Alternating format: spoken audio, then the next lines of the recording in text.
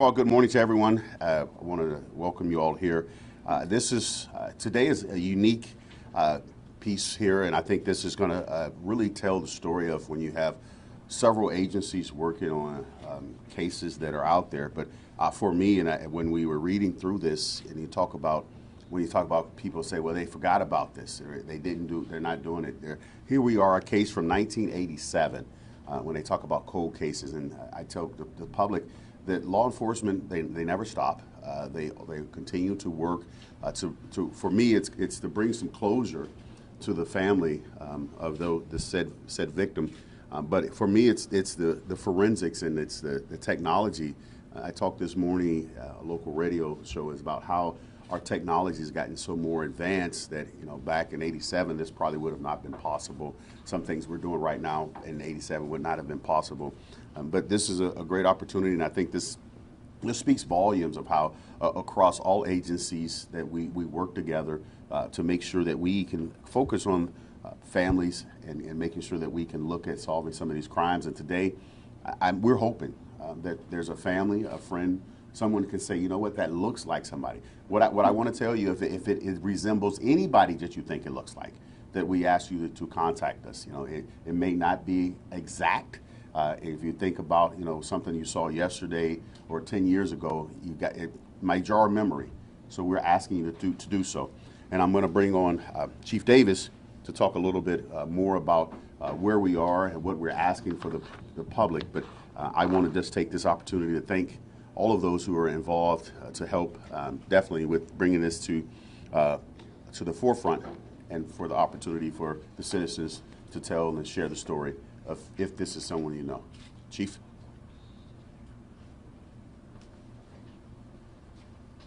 Thank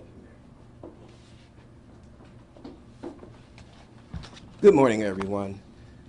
First of all, I want to recognize and thank the men and women of the Ohio Attorney General's Office, BCI, the Mahoning County Coroner's Office for the exceptional work that you do. Forensic facial reconstruction can be used as an important forensic tool, which may help in facial recognition of the skull and ultimately lead to a positive identification of an individual. Now, if a positive identification is made, one important component is this will then allow the family of the deceased some closure and a grieving process that often follows. So again, I just want to thank all of the agencies gathered here today to make this possible. I believe Joe Morbitzer and he's going to follow up and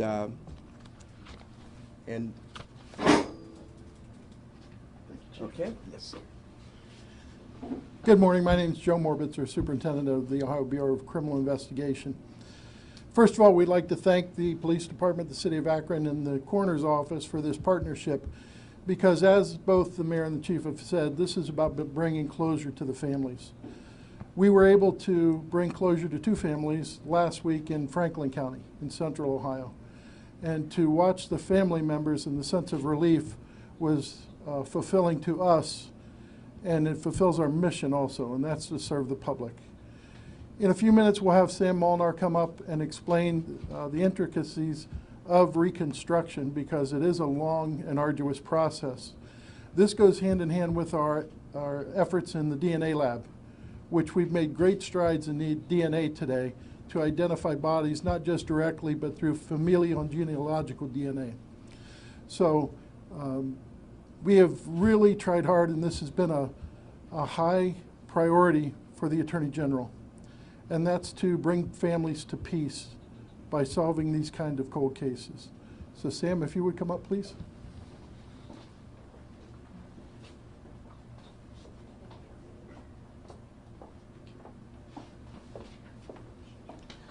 Hello, and thank you for having me. My name is Samantha Mulnar. I've been with the Ohio Bureau of Criminal Investigation as a criminal intelligence analyst for about 8 years, and I've been doing forensic art for about 7. For this particular case, he was a John Doe located in 1987 on September 10th. He was completely skeletal, and there wasn't clothing or even hair found with him, so The more information that we have when we have a case like this, the easier it helps me to do the reconstruction. But in a case like this, where there's less information, it can be a little bit more difficult.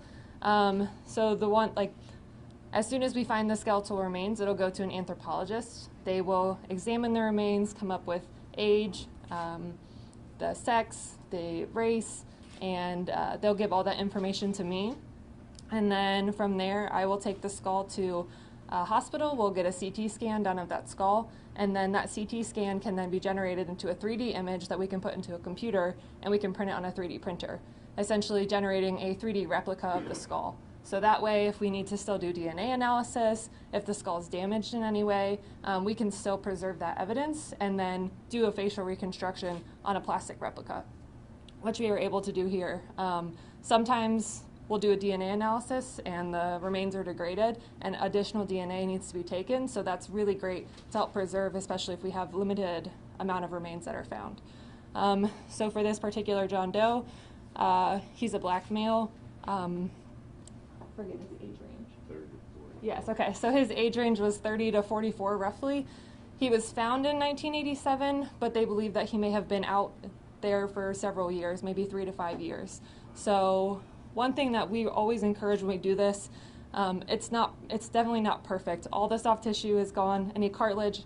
If there's no clothing or hair found, I do have to do a lot of estimating or trying to hit generalizations to complete the image. But if you're missing a loved one from this time period at all, even if you never reported them back then, you can still call and report them now. The most important thing is just trying to get DNA submitted so that way we can match the DNA from this John Doe to your loved one. So we do have DNA on file. It is loaded in CODIS, but I just encourage anybody that has a loved one that is missing to just call Youngstown Police Department, call BCI, call your local sheriff's office if you're not from Ohio, and we can work with you to try to get that DNA submitted, tested, and then hopefully compare it to this John Doe. So that's all I have. I was just saying, by way of question, if I can, you already have DNA from this subject, so now you're looking for potentially family members that might be a familial match, right? Yep, so in the past we've had lots and lots of people that have a missing loved one come to us or come to their local agency. We'll do DNA analysis and it gets uploaded into CODIS. So we've essentially already done his DNA analysis and compared it to those people in CODIS, and it has not matched. So whoever this person is, his family members haven't come forward yet to give DNA to match to him. Any more questions? Joe? It said in the articles here that they asked the police at the time, could you been in the cemetery, and they said all options are open. Did anybody ever go back and look at the cemetery records to see if there were any graves that had been disturbed or anything like that?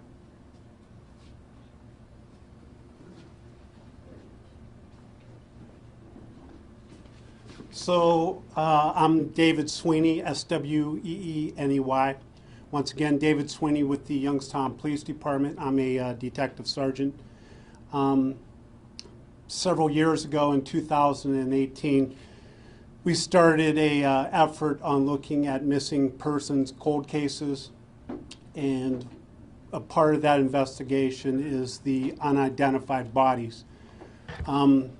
With that, we got a call regarding this case that tied into Youngstown State University in one of the departments up there. And the young lady that came forward wanted to remain anonymous, but she has her family now, and thought, my goodness, the person that she saw in the anthropology department, that family should be notified. So essentially that's how we get here today, is because of the important phone call of us working on the other cold cases. To answer your question, Joe, that article, they did look at records in the cemetery, but like everything else, that cemetery has fallen in disrepair over several years, so we're still open-minded. That could have occurred, but looking at the photographs, we're open to investigate or follow up on anything. Anything else? Other questions?